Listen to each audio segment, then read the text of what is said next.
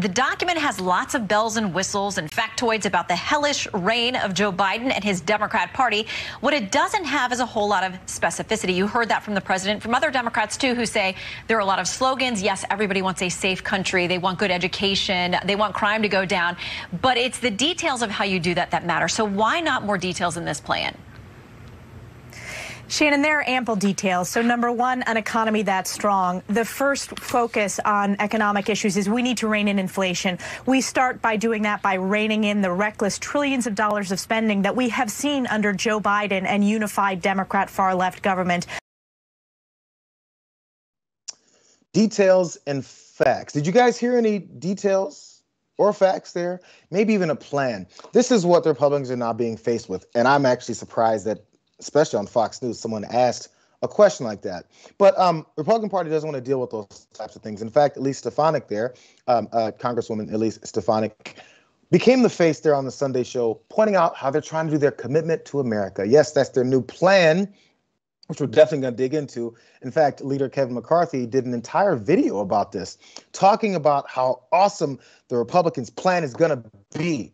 I want you guys to listen to this and see if you see anything about a plan or any detail. When you and your family go shopping, you probably ask yourself, can we afford this? Now more than ever, Americans are struggling just to get by, wondering if they could even make it. You know what's even worse? The country's struggle goes beyond just the grocery store. Violent crime is at record highs in our streets and neighborhoods. The border has become a national security crisis, with fentanyl killing our fellow citizens. Soaring inflation has shrunk paychecks and sent us into a recession. And our kids have fallen further behind thanks to school closures and lockdowns. The White House and the Democrat majority in Congress control Washington. They're in charge. This is their record. And yet, they want you to give them 2 more years of power. But Republicans have a plan for a new direction. Haven't caught any plans yet. He did say they do have a plan for new direction. By the way, it was very crudité and Dr. Oz-like in that grocery store walk-up. You know what? Guacamole is $4.99. So that's his approach. By the way, complaints and issues. Fine, have your complaints and issues. As you heard him say there, but Republicans have a plan. Okay, here's the plan, Kevin. Hit me with it. A plan for an economy that's strong, where you can feed your family and fill up your tank. A nation that's safe, where communities are protected by the police and criminals are prosecuted. A future that's built on freedom, where your children come first and are taught to dream big. And a government that's accountable, where politicians don't get special treatment. We simply cannot afford 2 more years of business as usual in Washington. We need common sense change now.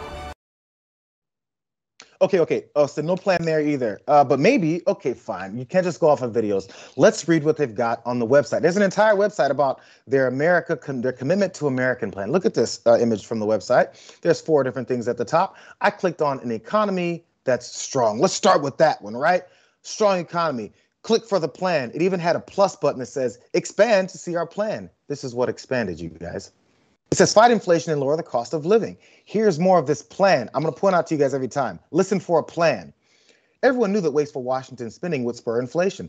Millions in hardworking taxpayer dollars were sent to luxury resorts and ski slopes. Even stimulus checks to prisoners like the Boston Marathon bomber, including stimulus checks and PPP loans to all these Republican elected officials that are doing nothing but complaining about other people. Okay, that was my conclusion. Here's the next part that they wrote. After more than a year of crushing inflation, Democrats still have no plan to solve it. Americans can't afford Democrats' policies, but we are certainly all paying for them. Doesn't sound like a plan yet. Here's that graphic you guys are showing. Maybe this will be the plan. Curb wasteful government spending that's raising the price of groceries, gas, cars, and housing, and growing our national debt. How? Increase take-home pay, create good-paying jobs, and bring stability to the economy through, maybe this is the first beginnings of a plan for them, pro-growth tax and deregulatory policies. That's weird. Republicans never say things like this, like we're going to deregulate more. That is insane. That is special treatment. And of course, he's going to say, we're going to make the economy strong. Things are pretty bad right now, and our solution is deregulation. When you have corporations experiencing record profits right now, raising prices for far more than is necessary. If they were raising prices because they were hurt by supply chain issues during the pandemic, which are driving inflation, if they were hurt by supply chain issues because of the war in Ukraine, they could have raised prices to cover the additional costs of transportation and disruptions from the supply chain issues. But instead, they raise prices for far more than that because they're seeing record profits. If they were just matching their revenue to keep, things consistent and their baseline consistent, they wouldn't be seeing record profits, but they are. And so his solution is less regulation when we've got people like Jeff Bezos paying a 1.1% tax rate and not reporting $127 billion of wealth gains.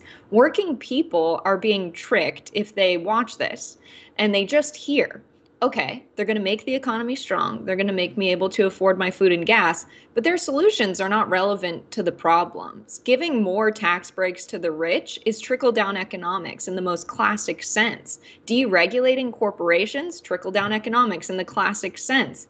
And so I'm not sure this is a winning strategy because I think the House of Cards is fumbling. Like, we see growth in the labor movement. We see 71% of the country supporting unions because they realize that workers need to stand up for themselves because no one's going to do it for them. The people in power are just governing on behalf of corporations at the expense of working people. So it's insane that their solution to what's going wrong right now is to make things worse, actually. Or to give them the power to continue to sabotage and try to make things worse. They can't win unless they complain about something. So when they're not in power, they have to sabotage things to make them worse. And as a matter of fact, here's one of my favorite articles. I've mentioned it about 24 times on multiple shows I've been on. This is from January of this year. We are now in September. This is the plan from Republicans. They aren't making any major promises or releasing a bold conservative agenda heading into the 22 midterms, but that may be their, quote, glide path to victory. That's what a longtime Capitol Hill veteran who worked under two Republican House speakers said. This is his quote. That's probably the right move. I don't think you need to present yourselves as the focus this election. That's what Brendan Buck said. He worked as a top aide under Republican House Speakers John Boehner and Paul Ryan. Buck, who's now partner at the strategic communications firm Steve Seven Letter, said Republicans should keep focused on angst and dissatisfaction with voters as they have on issues ranging from inflation to issues related to the seemingly never-ending COVID-19 pandemic. On top of that, Buck said the Republican electorate had changed to focus more on culture wars and fighting wokeism rather than on whether their elected leaders would deliver policy victories. Lastly, I don't know that Republican voters care too much about policy as they used to, is what Buck said. It's much more of a cultural fight that they're waging, and that's really what motivates people. Sounds like they need to avoid policies, which is why they jumped on Rick Scott. Senator Rick Scott, he had that ridiculous plan, and they went, ooh, shush, plan?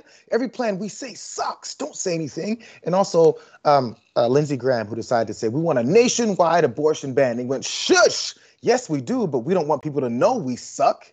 That's the plan. Don't point out your horrible inefficiencies in the way you don't plan to represent Americans. Let's act like everything is going to hell and it's not their fault. That's the plan. That's the actual plan.